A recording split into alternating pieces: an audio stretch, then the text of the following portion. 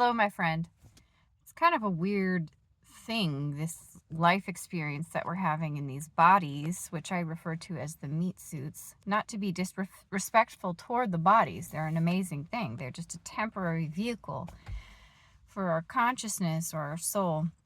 And I think that they should be respected and treated well so that you can live as good of a life as possible. But we need to be so careful about identifying with this thing and this experience as if this is the ultimate us. So I have kind of tried to pull my mind away from certain kind of like world ideas, paradigms. There's a lot going on in the world out there, quote unquote, like politically. The geopolitical climate is uncertain. There's a lot of people, there's social issues that people are having a lot of uncertainty and fear over.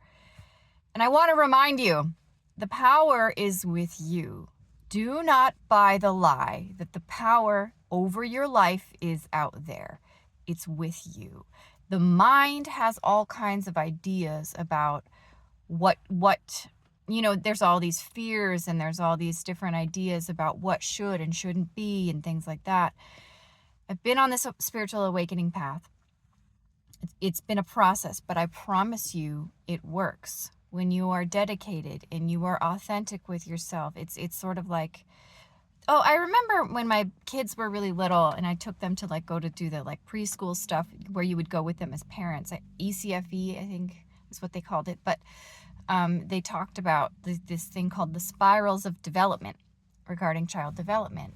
And there are gains, and you'll see these gains in their development, blah, blah, blah, blah, blah, their awareness maybe. And then it'll seem for a little bit like they've reverted back to some old behaviors, like waking up at night, things like that. But then it's this spiral. There's always a gain, and you maybe fall back a little bit, but the place that you fall back to is higher than the place you were falling back to before. And that's how I see the spiritual awakening process, or how it's been for me, is there will be these gains, and then you'll fall back a little bit and you think, oh, it's not working. I can safely say at this point that it does work. The meditation works. The now consciousness works. The prayer works. The rosary really gets me into a flow state when I pray the rosary. There's different ways. I don't like to be exclusive when it comes to these sorts of things, because I think that's there's control behind that. The idea that one religion is the right way or one pathway is the right way. What's the basis energy behind that? There's control behind that. And that's not really how I see things. But I want to remind everybody who's afraid, it's okay. Start doing that inner work. Trust. It's like the ultimate trust fall. Because it's a scary thing when you decide, okay, I'm going to walk this pathway of disidentification from my form identity. There's times where it's frightening, and there's times where you don't trust the now. The mind tells you need to constantly be up in it for survival's sake, to be thinking your way through things. Not so, my friend.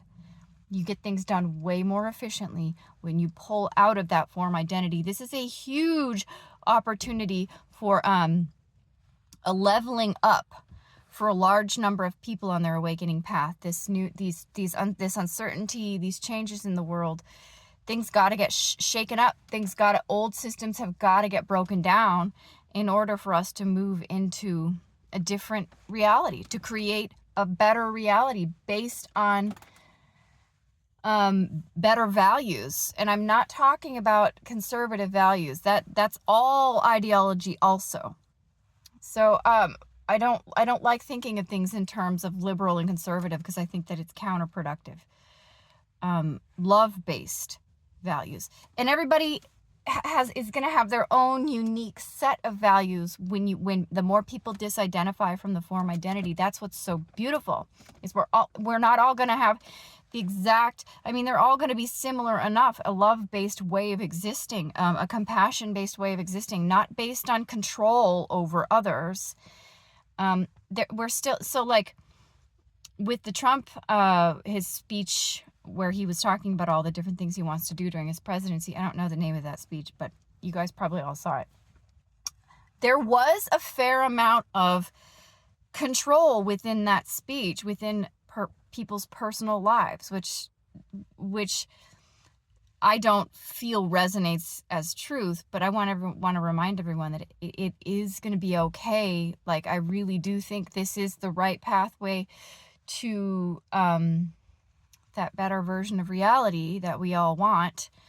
It's a process, and it's going to be clunky and bumpy, and certain things have to be shaken up and fall away, and we're going to see through certain things. And but ultimately I have to go. But I really wanted to let people know, listen to yourself, do that inner work, trust fall into your awareness, disidentify from that form identity that was temporary to begin with. It was never the real you. The neural network pathways that were formed based on the way you grew up, your society, the things that those thought loops on repeat, those limiting belief systems are not you. Break out of that system. This is an opportunity. If you're afraid, use that as fuel to awaken. Use it to come into your true self. Anyway, I hope you have an amazing day. Like and subscribe, and bye for now.